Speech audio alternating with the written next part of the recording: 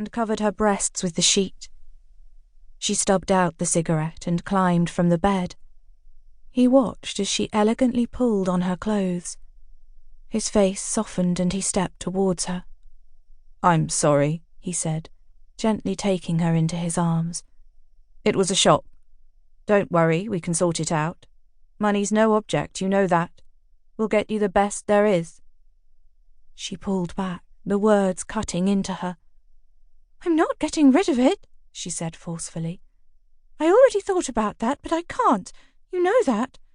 Our baby was conceived out of love and—" "For Christ's sake," he said angrily, letting her go. She stumbled and fell onto the bed. "I just want us to be a family," she pleaded. "You, me, and—" He frowned in disbelief. "Are you out of your mind?" She stood up and clung onto his arm. "You love me. Only an hour ago you said you adored me. You said you would get a divorce. After all, you—" He scoffed loudly. "You really are out of your mind." He turned away from her and made for the door. "Get rid of it. I'll pay." He opened the door and stepped out to the landing. This wasn't how she'd imagined it. She rushed out after him and grabbed his arm. "You can't just walk away," she yelled. "I only want us to be a family." He shook her hand roughly from his arm. "You're being melodramatic. There is no way I am getting divorced."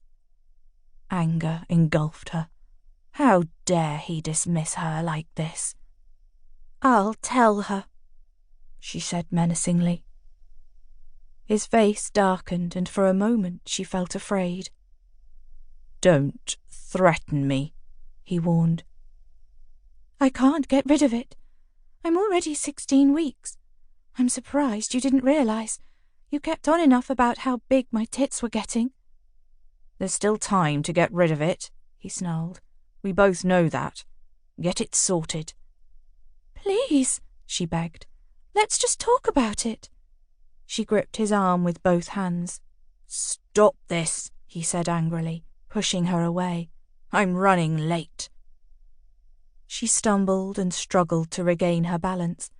She flailed for something to cling on to, but there was nothing. He stepped forward to take her arm, but in her fear she grabbed him roughly by the shirt. He was pulled forward and had to reach back for the banister to stop himself from falling. When he reached out for her again, it was too late. "No!"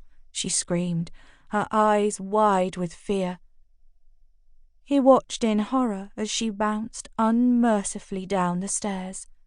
The brutal thumping of her body against the steps seemed never-ending. The shrill ringing of his mobile made him jump.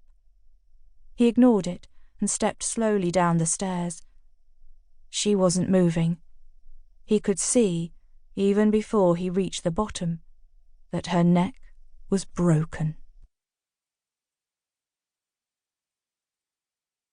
I wake with my heart pounding. I look around the room with bleary eyes and exhale when I focus on the familiar outline of the dressing table. My hand rests tenderly on my abdomen, and I remind myself it was just another dream. Even kicking the duvet off doesn't stop me from sweating, and I wipe the perspiration from my forehead. Then I feel it, the all-too-familiar cramping. I close my eyes and try to ignore it, pretending it isn't happening. But 10 minutes later, it is all-consuming, and I feel the dampness between my legs and have to fight my disappointment. With a heavy heart, I stumble in the darkness to the bathroom, where hunched over the toilet I let the tears flow. The silence of the night seems to suffocate me, and the feelings of loss are too much to bear, and sobs take my breath away. "Why?" I plead. "Why us? Why is this happening to us?" Finally, I reach into the bathroom cabinet and remove the tampons. Maybe next month, I tell myself. Maybe next month you'll be in a new home.